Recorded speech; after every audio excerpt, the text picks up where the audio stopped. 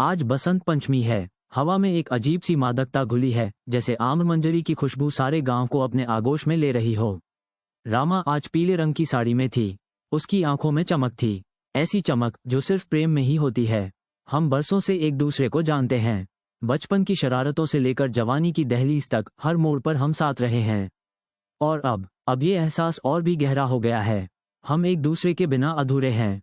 पिताजी आजकल शादी की बात कर रहे हैं। उन्होंने कई लड़कियों के बारे में बताया, लेकिन मेरा मन तो सिर्फ रामा में ही अटका है। मैं जानता हूं कि वो ब्राह्मण है और मैं क्षत्रिय, इसीलिए शायद पिताजी इस रिश्ते के लिए तैयार नहीं होंगे। लेकिन क्या प्रेम जाति और समाज की बेड़ियों से बड़ा नहीं होता? एक दिन अचानक से पिताजी ने एक फैसला सुना दिया। इंद्राणी नाम की एक लड़की से मेरा विवाह तय कर दिया गया है। वो एक प्रतिष्ठित जमींदार परिवार से है। पिताजी का कहना है कि इस रिश्ते से हमारे परिवार की प्रतिष्ठा बढ़ेगी। मैंने विरोध करने की कोशिश की, रामा के बारे में बताने की कोशिश की, लेकिन उन्होंने एक भी बात नहीं सुनी। मैं टूट गया हूँ। मेरा मन कर रहा है कि सब कुछ छोड़कर कहीं दूर चला जाऊं, लेकिन मैं अपने परिवार को दुख नहीं पहुंचा सकता। रामा को ये सब कैसे बताऊंगा? उसकी आंखों में निराशा कैसे देख पाऊंगा? मैंने रामा से बात की, उसे सब कुछ बताया। उसकी आंखों में दर्द देखकर मेरा कलेजा फट गया। उसने एक शब्द भी नहीं कहा, बस चुपचाप रोती रही। मुझे ऐसा लग रहा था जैसे मैं उसकी आंखों में अपनी मौत देख रहा हूं। मैंने उससे वादा किया कि चाहे कुछ भी हो जाए, मैं उसे कभी नहीं भूलूंगा। वो हमेशा मेरे दिल में रहेगी। मुझे नहीं पता कि मैंने ये वादा निभा पाऊंगा या नहीं। 7 साल बीत गए हैं। इंद्राणी एक अच्छी पत्नी साबित हुई है। उसने मेरे परिवार का बहुत ख्याल रखा है। हमारे 2 बच्चे भी हैं, एक बेटा और एक बेटी। मैं एक खुशहाल जीवन जी रहा हूँ, कम से कम बाहर से तो ऐसा ही लगता है। लेकिन अंदर से मैं खोखला हो गया हूँ। रामा की यादें आज भी मुझे कचोटती हैं। मैंने सुना है कि उसकी शादी नहीं हुई। वो आज भी अकेली है। क्या वो आज भी मेरा इंतजार कर रही है? मैं ये सोचने से खुद को रोक नहीं पाता। काश मैंने उस दिन पिताजी का विरोध किया होता। काश मैंने रामा का हाथ थामा होता। भारत आज़ाद हो गया है। लोग खुश हैं, उत्साहित हैं, लेकिन मेरे मन में कोई उत्साह नहीं है।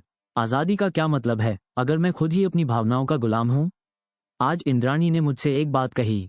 उसने कहा कि वो जानती है कि मैंने कभी उसे पूरी तरह से स्वीकार नहीं किया।